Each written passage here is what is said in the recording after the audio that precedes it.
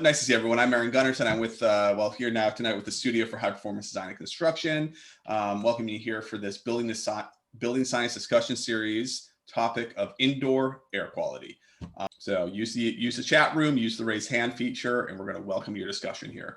I'm going to turn things over now, I believe actually to Nick. Do you want to kick things off since you organized this topic tonight? No, Mike can just go right into it. Okay. I'll be in the background and yeah. All right. Well, then I'm going to turn this over to Mike Duclos, who's a building science expert and has actually been in the studio in person for some sessions in the past. So really glad to have you here tonight. And he's managing the slides already. So Mike, take it away. Great, Aaron. Thanks very much for the introduction. I'd like to thank Nick for inviting me to speak to you on indoor air quality. So let's get started with that. This may be a series. We'll see how it goes. It depends on your interests today and what we can say about that. So I think we've covered the Zoom etiquette. As Aaron mentioned, I don't call myself an expert, but I've been involved with buildings and high performance building design as a passive house consultant, HERS rater, and having worked on quite a number of high performance buildings, certified passive house, deep energy retrofits, and just plain energy audits of folks' houses with some recommendations about how they can make them a little more comfortable. So this will be, if it's a series defined by your interests. So what we're going to start out doing is talking a little bit about what is indoor air quality and what about indoor air quality interests you all. And we'll use that to define what happens next. So that's what we'll talk about to start out with, defining indoor air quality. And we're going to take a little detour here because I'm also interested in what's going on in the state in terms of the climate change legislation and how that will come about in reality, how that will impact us, particularly in the building sector. So we're going to take a little bit of a detour there, and that may actually turn out to be the most interesting and perhaps controversial thing I'm going to say tonight. But let's go with that. So I've got a little bit of about a 5-minute pandemic video related to PPE, personal protective equipment, that I think people will be interested in because it allows you to visualize what's happening with water droplets and with aerosols. And we'll talk about that a little bit more when we get there. And then we'll have a chance to talk about the video. And then at the end of this, we'll see what you all are interested in seeing for next time for this indoor air quality series. So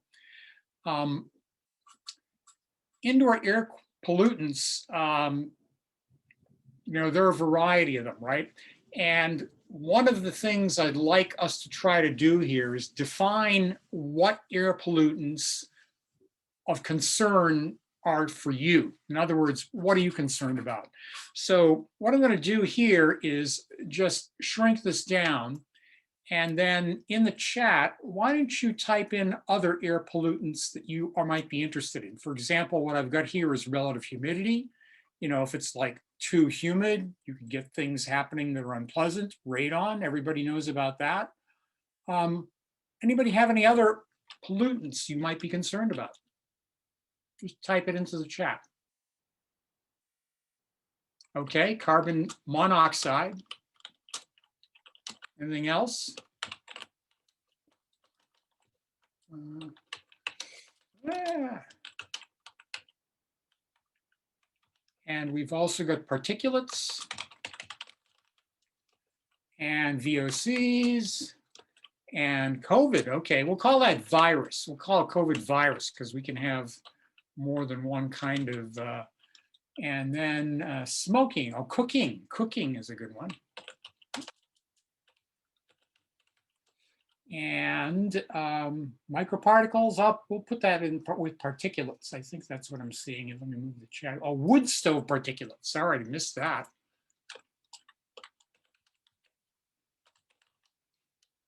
And COVID, smoking, microparticulates.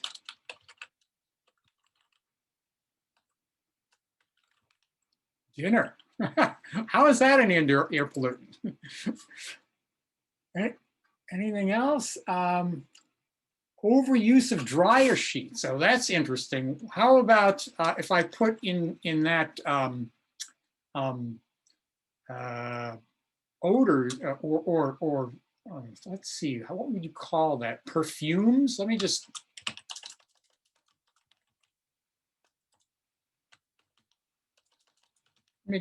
put that in there. Dryer sheets, because I think the dryer sheets, the perfume in there is the thing that people are concerned about, right? Anything else? Anything else people can think of? All right, so let me, if you think of something else, just pop it in there. I'm gonna go to like the next slide. Actually, let me just save this and play from the current slide. So we'll see, we got the first one, relative humidity, right? And that one, I think we'd like to generally be in the range of 40 to 60%. At least that's been my experience. Much drier than 30, and I have problems with my skin, mucous membranes and things like that. Much over 60, you're running the risk of having some air in your building touching a cold spot and maybe making mold. Nobody mentioned carbon dioxide. So carbon dioxide is kind of like a favorite air pollutant of mine. It's because when we breathe out carbon dioxide, and carbon dioxide really doesn't come from much of anywhere else other than people. I mean, it may be a little bit from cooking. If you open a bottle of soda or something like that, yes, there's carbon dioxide going into the air. If you bring a piece of dry ice into the room, you could make carbon dioxide, but really, mainly in homes and buildings, we're talking about carbon dioxide coming from us. And so just to pick some arbitrary limits, we could say below 1100 parts per million ppm is a good limit. We could say, for example, EPA says that actually OSHA, not EPA, OSHA, Occupational Health and Safety Administration, they say that over 5,000 ppm, you're out of compliance. And that's like quite a lot. And we're not going to get into that right now, but just to put some numbers on these things we can talk about. And here's one that was brought up, carbon monoxide. This is a deadly poison. Carbon dioxide is kind of benign, other than it will put you to sleep at very high concentrations. I suppose it could kill you, but that doesn't really happen typically to people in buildings. But carbon monoxide is really pretty deadly, and 50 ppm is an EPA limit. That's like really on the high side. That's more than you would like to have in your house. So for VOCs, that's one of the ones that people brought up, volatile organic compounds. It really depends on the volatile organic compound because they all vary. They all vary in the amount of impact they have on us. Many VOCs are actually, we can detect by our nose. There are some VOCs that don't have any odors that we perceive, but can actually be there and could hurt us. So there's a big wide range there. It really depends on the particular kind of VOC. One kind of VOC that was mentioned here also was the dryer sheets, right? The dryer sheets have an odor. And as it turns out, that could be a problem because these sort of things aren't really regulated. People can put odors like the plug-in odor creating devices. You can plug into an outlet and they're supposed to mask odors in your house. To my knowledge, those are not tested or regulated. You can do whatever you want. So that's kind of interesting. Here's one that didn't come up that's kind of interesting, O3, also known as ozone. So ozone is actually a very reactive molecule. It means it's like two oxygen atoms with another stuck on there, and it can react with a lot of things. One of the really interesting effects of ozone is that it reacts, it's bad for your lungs, it's an irritant, but it also has the peculiar feature that it will dissolve rubber. So there are actually ozone air purifiers that spew out ozone because they're designed to do that. And if you put one of these in your house, you could very well suffer from lung irritations and eye irritation from that ozone, but it's not really a regulated material indoors. So you can sell machines that generate ozone. And that, for that reason, it's really interesting. I would strongly advise you not to use ozone generators. Radon, this is something, it's a colorless, odorless gas that comes up from the ground, from the decay of radioactive material under the ground, particularly in rock, stone like granite. And the EPA has a limit of 4 picocuries per liter. So we know that's important in buildings, right? Because it's important that the occupied space not get above that. If you try to sell a house, often homeowners will have a radon test done. And if you have a radon test result that is over 4 picocuries per liter, the potential buyer could ask for remediation, which means you need to install a radon mitigation system. If you're smart, that has already been done, particularly because a lot of us are in a high radon level here in Boston area. So, so that is something to pay attention to. I'm just noticing some of the questions in chat, and I've just go back to this one. What are the harms of too much CO2 to humans? I don't have a slide to speak to that right now, but there are some studies done that have shown cognitive impairment, the ability of people to think, reason, process information due to just carbon dioxide levels as low as maybe over 1100 ppm, certainly about 2000 parts per million, 2500 parts per million. You're really starting to get seriously impaired. So as far as we know, all the research I've seen to date indicates that that impairment goes away once you leave that area of high carbon dioxide concentration. One of the things that happens to me, I have a carbon dioxide detector sitting on my desk. In fact, I have 2. And when it gets above like 1100, 1200 parts per million, I just get a little drowsy, like I need some fresh air, which is exactly what happens. So if you notice that happening to yourself in the afternoon, then that could be a reason. Particulates, well, that came up in a list of action items here. And particulates could mean many things. It could mean large particulates. It could mean small particulates. Certainly we know that microparticles like 2.5 microns, those are pretty nasty because those can lodge in our lungs and they can cause damage there. Microparticulates below 0.5 micrometers can actually go through the lining of our lung, go into our bloodstream, and there they can do all kinds of interesting things. So smoking was also mentioned here, and that isn't necessarily a listed pollutant, but it has a number of really nasty things associated with it. And for damage to people, smoking is like rated by the EPA as the most injurious thing. And after that comes radon. And then after that is these microparticulates, these PM 2.5, particulate matter 2.5 microns down to 0.5 microns or below. So that's a little bit there. Mold. Nobody actually brought up mold, but mold spores floating around the living space can be a problem. And one mechanism that creates mold and delivers it to the living space in a lot of our homes is an uninsulated concrete basement, like people have in a lot of houses, including my own, because around this time of the year, we have pretty moist outside air. And downstairs in the basement, it's still pretty cold underground from the winter, right? So the ground temperature gets low. And that mold, all it needs really is a little bit of moisture, and that moisture comes out of the air when that moist, humid air with a high dew point temperature hits the concrete. And that's a real problem because it gives the a little bit of dust and moisture. That's all mold needs to get going.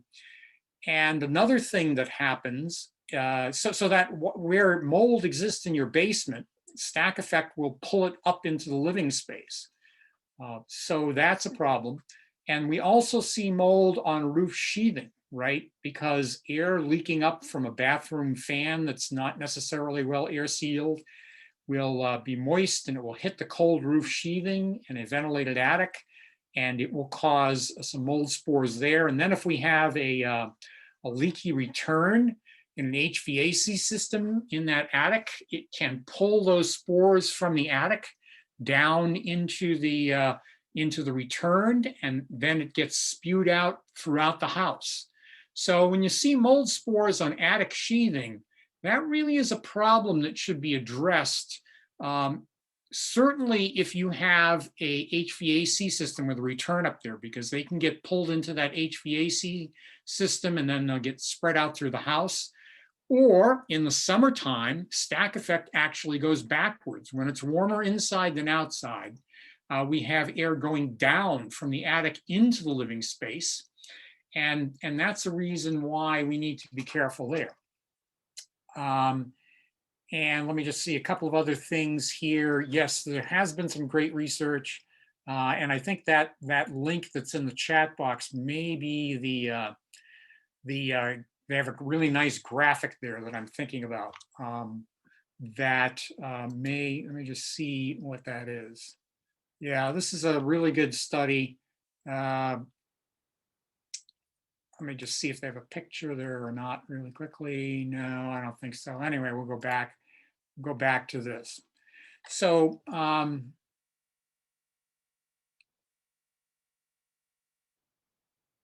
all right, there's another one in there.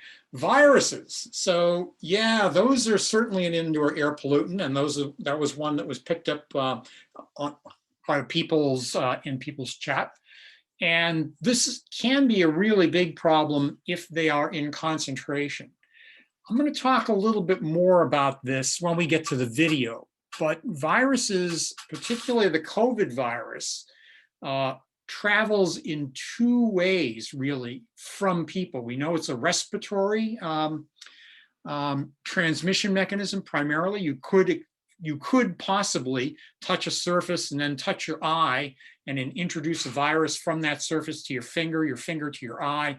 That would be a way you could get it, but that hasn't really happened very often. So the primary mechanism of transmission for like COVID is the droplets, which you can actually see.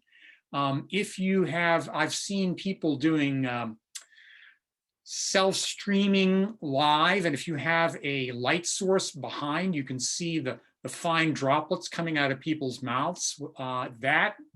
Those will transfer, maybe 3 feet, maybe 6 feet maximum. And that's why the 3 foot or 6 foot separation rule is there, because those droplets only go so far, typically. If you have a wind at your back and you're spewing out these droplets, they can go a lot further. The kind of nastier thing is the aerosols. And the aerosols, think of an aerosol as droplets that are so fine, they behave like smoke, meaning that they'll hang in the air, sort of neutral buoyancy. And that sort of thing will stay in the room unless you have a ventilation rate that changes the air in the room at a high enough speed, at a high enough frequency. Another way to think about this is that if you stand up or you're sitting down, there is a heat plume. There is air coming up near your body, getting warmed up by your body, and as it warms, it expands and it rises up. And when it gets to your head, it expands a little bit more because your head's pretty warm also. And you've got a lot of exposed skin there. And that accelerates air from near the floor up above. So good ventilation strategies to deal with viruses in, let's say, a restaurant could include introducing air down low and then returning it or extracting it up high. So you create an airflow that matches the heat plume around your body. Now, I don't know that people are actually doing this or not, but I can imagine that sort of thing getting implemented as things continue to evolve with COVID. So that's a few things here. Another one is lead, right? And we know about this because those of us that were around when they were adding lead to gasoline to raise the octane rating because it was cheaper than doing more refining on gasoline. That was pretty nasty as a pollutant. It is still out there. And one of the sources of it is aviation fuel. I'm thinking more in terms of high octane aviation gasoline, where you want to get the most power. Some of that still has lead in it. And I think I saw somewhere that there was actually a measurable increase in the IQ of children after we stopped leaded gasoline from being used. So that's a pretty serious one. We have other things like sulfur dioxide. And if you think about burning fossil fuels like coal in particular, or maybe oil, that is a source of sulfur dioxide, and nitrous oxide or nitrous dioxide and other oxides of nitrogen. Those are also kind of nasty. So EPA criteria air pollutants. We've got the ones that are EPA has been chartered with regulating. So we have ozone, we have particulates, we have carbon monoxide, we have lead, sulfur dioxide, nitrous oxide, nitrous dioxide. And what I'd like to note here is that these are outdoor pollutants. So the EPA is dealing with these outdoors, and that is it. These are the ones that they're regulating. So everything else is kind of fair game. So which of these are produced by fossil fuels? You can type a guess or what you think in the chat. I'll wait for a few people to type things in. Yes, carbon monoxide, definitely. We know when during heating season, particularly the beginning of heating season, where people haven't had their systems on, we'll hear of a few carbon monoxide incidents. Sulfur dioxide, absolutely. Nitrous dioxide, yes. Particulates, yes, for sure. Yep. What about lead? I think I've talked about lead. I just said something about it. They all are, right? So all of these are produced by burning fossil fuels. And just keep that thought in mind.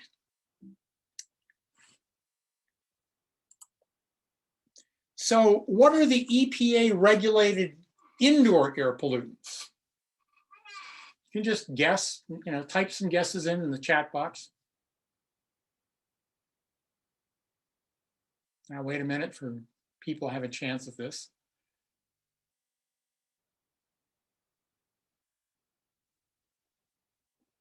Anybody? Okay, we've got one, carbon monoxide. Actually, this is a trick question, right? Because there aren't any. The EPA doesn't regulate indoors. Who does regulate indoors? Does anyone know who regulates air quality indoors? Yeah, none is a good answer. Yeah, OSHA. OSHA regulates indoors, but only indoors if you work for somebody, right? Occupational Health and Safety Administration, occupational. You have to be in a place of business to have OSHA apply to you. Who regulates the air in your house? We got nobody. It's the Wild West. So that's kind of unsettling, really. And it's not, we kind of depend on the government to kind of take care of us to a certain extent. And there's a battle between, I think, people who don't like government or too much government regulation and people who would like the government to take care of things. And you could be lulled into a false sense of security by the fact that EPA does do outdoor regulation, air regulation, but they don't do anything for your house. You're on your own.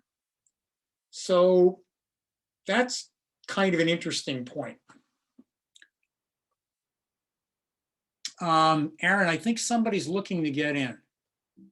A waiting room.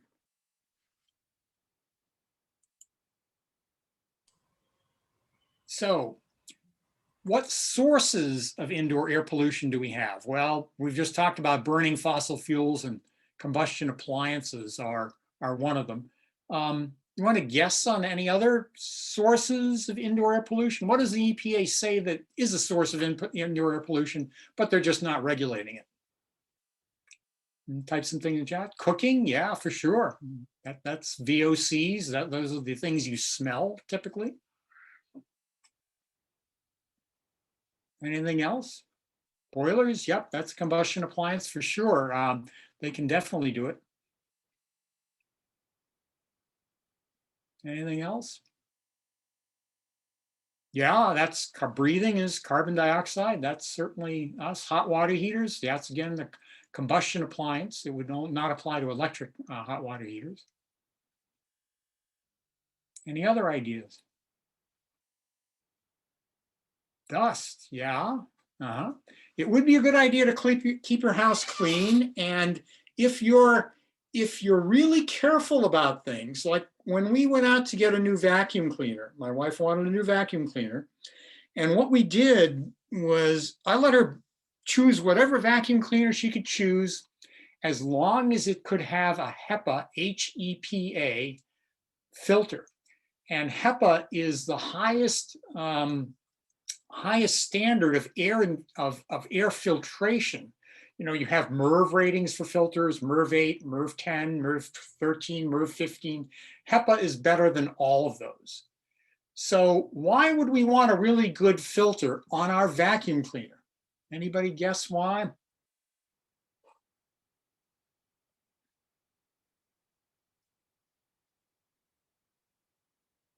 Yeah, exactly. So you don't spread the dust around, or really, you don't spread those microparticles around. So I haven't tried this with a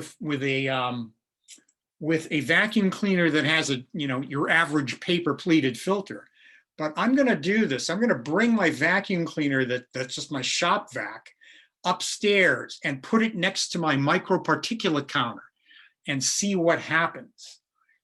Because that is definitely going on. So yes, off-gassing for materials, carpets.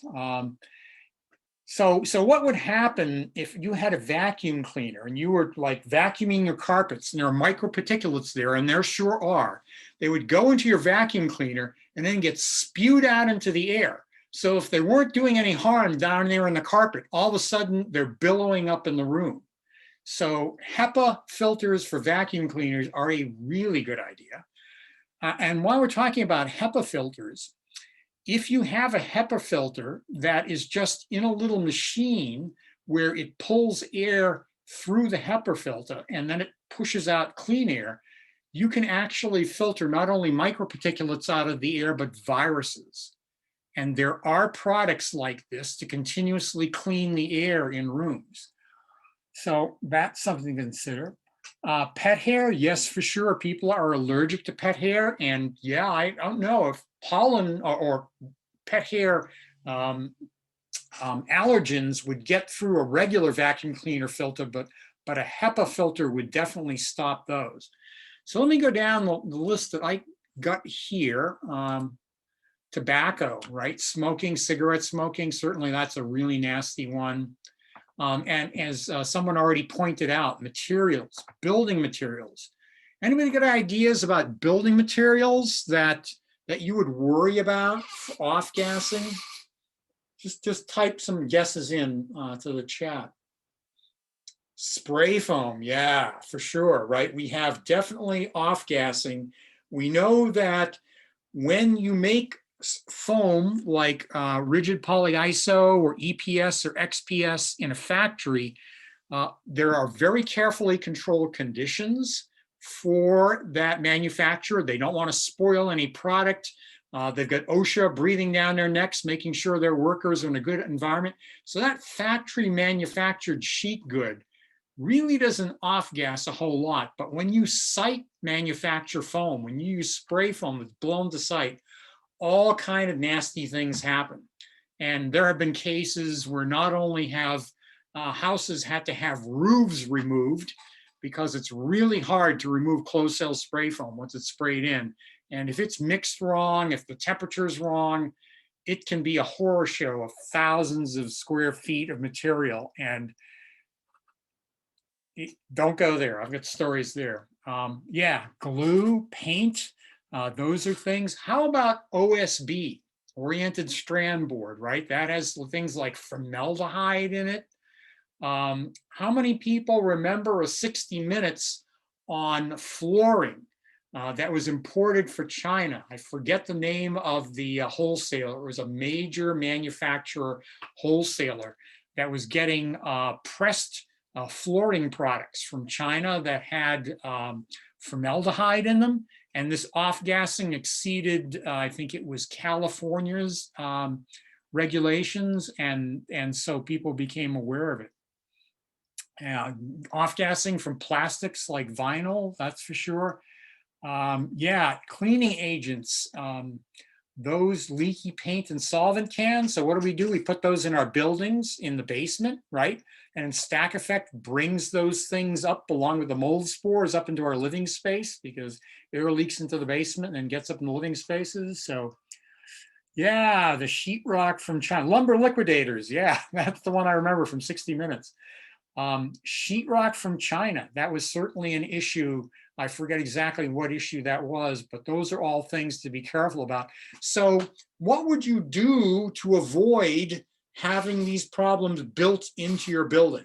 I mean, we have furnishings that people bring in. There's not much you can do about that, but what would you do as a building professional to deal with the building materials pollution problem? Just type some yeah, natural building. Yeah, so if you used all natural products in your buildings like mud and straw and things like that, that would probably deal with that pretty well. Not everyone is going to do that though. Some people are going to use like OSB and plywood and other things. So what would you do?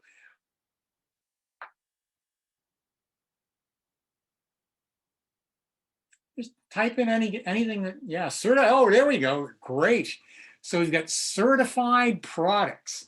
So we've got products that have been tested by somebody who actually you can trust for volatile organic off-gassing or other nasty things. Trying to be able to measure all these bad toxins. Yeah, that's a hard problem. The reason it's a hard problem is that a lot of these things are volatile organic compounds and semi-volatile organic compounds. And just sticking with the volatile organic compound idea for a minute, there are some volatile organic compounds that are harmless yet objectionable because we regard them as odors. There are others that there are no odors at all. And in tiny amounts, they could be very harmful to us. I guess you could call carbon monoxide a volatile organic compound because anything that contains carbon is organic. But so a volatile organic compound sensor would maybe sense some harmless VOCs at very low concentrations.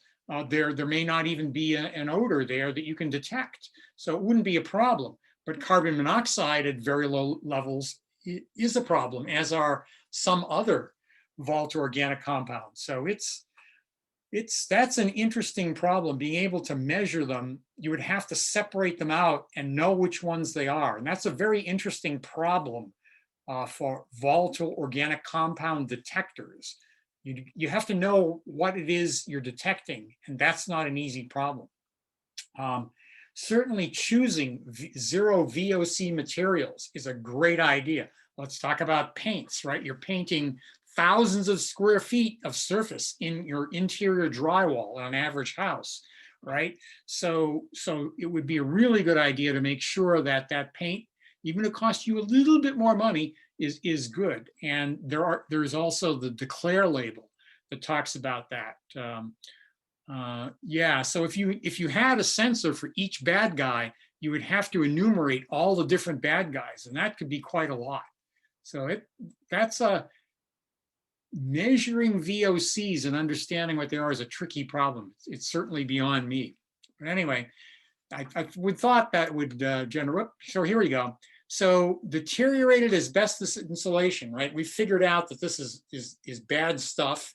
And so we're not putting it in new houses anymore, but for sure it exists in existing homes. You have to have a certified remover. It's not just steam pipes, right? I didn't know this, but my dad had a boiler, and after 30 years it died. It was put in the house in '56. And it turns out that that boiler has asbestos in the around insulation around the cast iron heat exchanger. So what happened was this: they wouldn't move it. We actually had to have somebody come who was a certified asbestos remover. He took the boiler apart, removed the asbestos insulation. I imagine he was using a HEPA vac and all that. I don't know if it was done inside a plastic bag or how it worked, but that had to be done, and then the boiler could be removed and disposed of. Okay, got a correction here. Technically, organic compounds are carbon and hydrogen based, not carbon monoxide. Thank you for that correction. Newly installed flooring, upholstery, or carpeting, right? We talked about the flooring, upholstery, and carpeting, which I think somebody mentioned previously. Also, stain-resistant coatings that are put on. Those tend to have volatile organic compounds. I think formaldehyde does also fall in that category. Products made of pressed wood, right? Again, that tends to be that laminating glue thing. That stuff tends to be a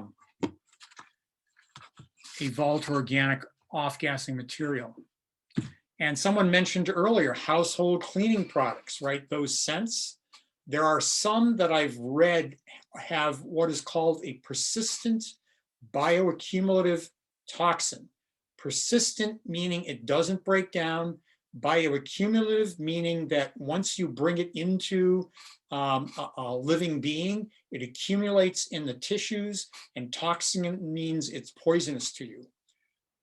Personal care products, some of them are tested, some of them are not.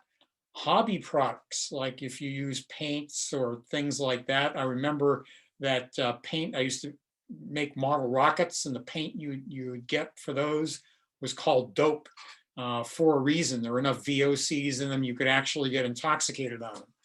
So do IAQ monitors not track VOCs? Some do, some don't. And again, when you see a high VOC reading, so I had my first VOC detector. I brought on a train trip with me. I was going to a Passive House conference, got on Amtrak, went flying down there on the Amtrak at Acela. And when we get to New York City, I had it plugged in my laptop and I was doing something, and I noticed it like went up really high suddenly. And at the same time, I noticed someone had perfume on. Perfume is a volatile organic compound, and it just sent the VOC detector off the chart. Is this something we should get upset about? No, because people wear perfumes. I mean, maybe I don't want them to do that, but I don't have any control over that on mass transit. Maybe as a courtesy, they might not apply quite as thickly as they could. But yeah, so VOCs, the problem with them is that you don't know what concentration that concentration means, because you haven't identified the VOC and you don't know what concentration is dangerous to you. So that's my understanding anyway. Central heating and cooling systems, humidification systems. Why would a humidification system be a problem? Anybody get any ideas there?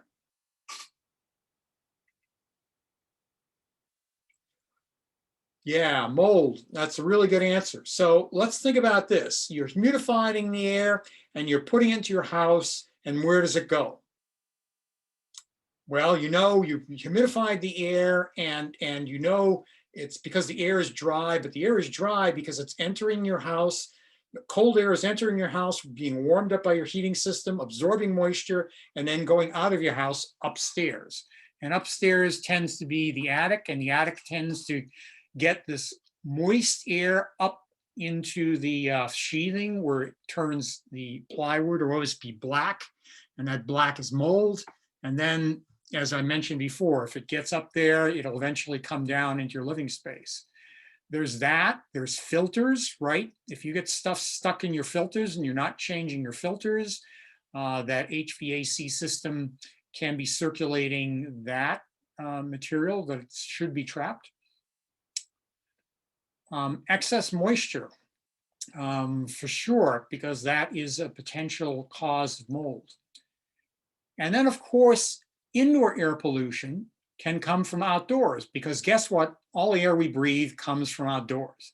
So all that stuff that EPA is trying to regulate outdoors, we've got radon coming up from below us, pesticides. I live near apple orchards. Guess what happens this time of year when the apple blossoms come out? Or things people spray on their lawns or who knows what. And there's that general category of outdoor air pollution.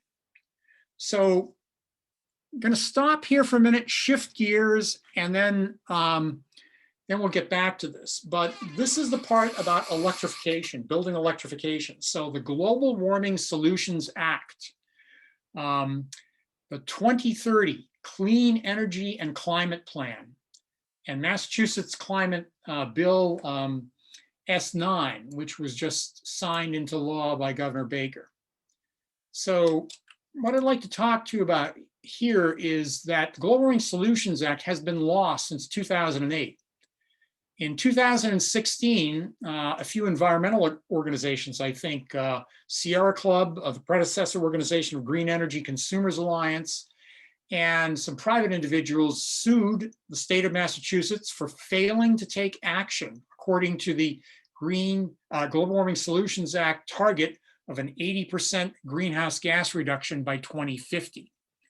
And the Supreme Judicial Court decided, yes, they were right. And so the state had to do something. So the state scrambled, and to try to meet a 2030 target, what they did was they tried to target the simplest possible thing to get greenhouse gas emissions down. And the majority of the emissions reductions they were able to achieve was from the electricity sector. They only had a few generating stations to deal with, right? So they basically got coal out of the mix. And that was the majority of the greenhouse gas emissions reductions. We now, with the 2030 Clean Energy Climate Plan and Climate Bill S9 signed into law by Baker, we are committed by law to a 50% greenhouse gas emissions reduction by 2030. The Clean Energy and Climate Plan, which was instituted by the executive branch, by Governor Baker's Executive Office of Energy and Environmental Affairs, they have in writing the goal of retrofitting 1 million, that's one followed by 6 zeros, 1 million Massachusetts homes to 2050 compatibility by 2030. So if you take 1 million and you divide it by the 10 years between 2020 and 2030, you have 100,000 homes a year, right? You take 100,000 homes per year and you divide that by 50 work weeks per year, you have 2,000 homes per work week. If you define a work week as 5 work days, you have 2,000 divided by 5, that's 400 homes retrofit per weekday, every weekday for 10 years. Does that sound like a challenge? I just heard today on another webinar, someone from Massachusetts Clean Energy and Clean Energy, Mass CEC, Clean Energy Center, call this the Million Home Challenge. And the CECP specifies an emissions cap. Mass Department of Environmental Protection is going to implement long-term declining emission cap on heating fuel emissions by 2023. Which seems pretty close to 2030 for my taste if you're trying to achieve a 50% reduction, but that's the plan. So the question I have for you now is, shouldn't we really be making all new homes 2050 compatible? By 2050 compatible, they mean no greenhouse gas emissions from heating or hot water, and they need them to be better insulated. And by better insulated, to pull a number out of the air, we might mean 10 or to 30% better insulated. In other words, use 10 to 30% less space heating, because we're going to make these, or the way we're going to do this. Yeah, so what we need to do right now is stop digging the hole deeper, right? We've got a really deep hole, and we really need to stop making buildings that we're going to have to retrofit, because this 50% greenhouse gas reduction, right? That's 50% from 2017. And that is pretty much going to have to be taken out of the existing buildings if the new buildings we make don't have any emissions at all. That is, if they're all electric, if they're 100% electric, and somewhere down the road, we're going to get cleaner energy. So if we can't make new homes all electric, then we're going to have to take even more emissions out of this million homes we need to retrofit by 2030. So that's probably not a good idea. So I think we really should be making all new homes all electric, 2050 compatible. We're going to be working on a cleaner electricity grid to supply this electricity so that the emissions is very low. As I said, it includes new homes. And if you knew about this, if you knew about this plan that the state has, would you be leery of buying a house right now with fossil fuel heating system, knowing you'd have to retrofit it? That might, impact your marketability of your house. On the other side of this, the flip side of this, if you were trying to sell a house with a fossil fuel system, and this became widely known, would that be a problem for selling your house? Things to think about. So, what if this became publicly known? So this article was in the Boston Globe on April 10th. And I'll just read this to you. It's now up to state officials to decide how and when to compel utilities to phase out their reliance on gas, which they long touted as a bridge fuel to an emissions-free area, as it releases less carbon than oil and coal. Gas now heats more than half the homes in Massachusetts. This is a little confused because it's talking about the utilities, but this is what we need to take note of. Gas now heats more than half of all homes in Massachusetts. And the Secretary of Energy and Environmental Affairs has said in response to that, this is something we know we need to work on going forward.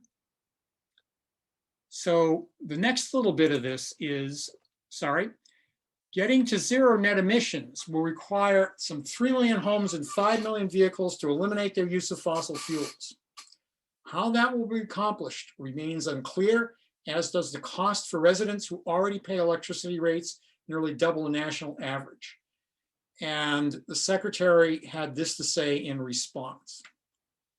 So it's looking to me as if we need to start thinking for ourselves here and to start moving toward an all-electric future, realizing that the state has plans to do massive amounts of offshore wind. Right now, we've got 800 megawatts almost ready to go on the water. I think the final permitting is, all of the paperwork has almost been cleared. And I think Senate Bill S9 specifies something like 5.4 gigawatts of offshore wind to go into the water. So making energy efficient, all electric new homes seems to make a lot of sense to me. And also this retrofit problem that we need to start addressing it. So I'm going to show you this video really quickly. I'm going to actually fast forward on it just to get some done here, but let me just turn up the volume here. In recent weeks, The United States has seen the largest surge in the number of novel coronavirus infections since the start of the pandemic. Health officials have warned that the virus can spread through close contact with an infected individual. In October, the Centers for Disease Control revised and expanded its guidelines and acknowledged that the virus can spread through small airborne droplets that we exhale and can sometimes travel distances greater than 6 feet and remain in the air for hours. The agency said the risk of transmission increases in enclosed spaces and those with poor ventilation. In order to visually illustrate those risks, the Washington Post used a high-tech infrared camera capable of detecting exhalation. The camera's advanced technology is more typically used in military and industrial settings, such as detecting methane gas leaks in pipelines. In 2013, it was deployed by law enforcement during the 20-hour manhunt for the Boston Marathon bombers. The highly sensitive camera detects variations in infrared radiation that are not visible to the naked eye. The camera was fitted with a filter that specifically targets the infrared signature of carbon dioxide, the gas we exhale. The carbon dioxide is then used to map the partial path of these nearly invisible airborne particles, including droplets that travel within our exhaled breath in real time. A highly sensitive digital filter is applied here to emphasize airflows. A virus, when airborne, will move with the airflow shown by the infrared camera. Here we see a person exhaling. Particles, and if present an airborne virus, like the novel coronavirus, will move with the heated carbon dioxide airflow captured by the infrared camera before dissipating from view. You are not directly seeing maybe the droplets. What you're seeing is the overall effect of this breath plume that's coming out. The Post used the camera system to illustrate how airflows, capable of transporting airborne viral particles transmitted in our breath, could travel under various circumstances and spread COVID-19.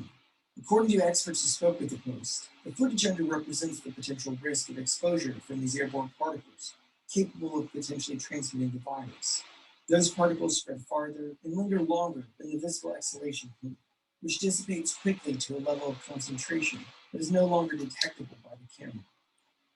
Environmental factors such as airflow in space, wind, and sunlight can dampen the transmission of the virus, even when in proximity of a person infected. I'm just going to fast forward this a little bit. Distances farther than 6 feet, the cock projects forward. Unfitted surgical mask. Easily infection control. That's sufficient exposure to infect you from aerosolized source of virus. Here is a person indoors, laughing without a mask, and another talking on the phone while wearing an unfitted surgical mask. These conditions simulate everyday situations where a virus could potentially spread.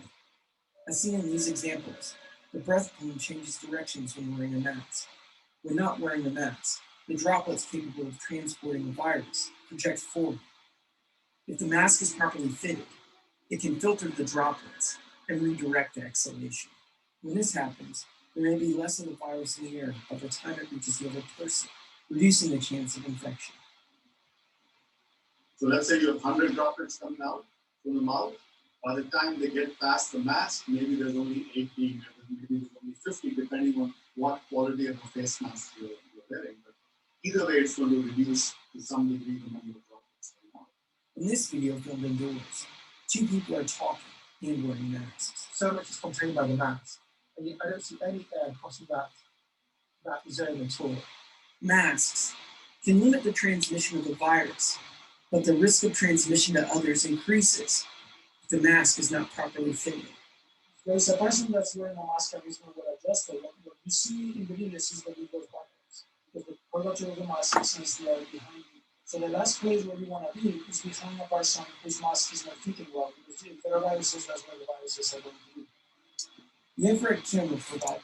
All right, I'm going to stop there. The point of this is to show you a little bit about how important it is that a mask, use the proper mask and it fits well. And one other slide here I'll show about outdoor air pollution. This is July 31st, 1999. The caption is "Winds from the Southwest bringing ozone and ozone-forming pollutants into central Massachusetts from the New York City, New Jersey area." Down here, what they're saying is that this has come up into central Massachusetts. So another benefit of having New York and New Jersey do electrification, that is to say, stop burning fossil fuels, is the reduction of these kind of pollutants in where we live. So thank you for that, for your attention. And I guess the question I'd like to ask, and you can do chat or raise your hand if you'd like to speak. And Aaron, if you could manage that, what would you like us to do next time? And that would be probably May 19th. What would you like to see for this series?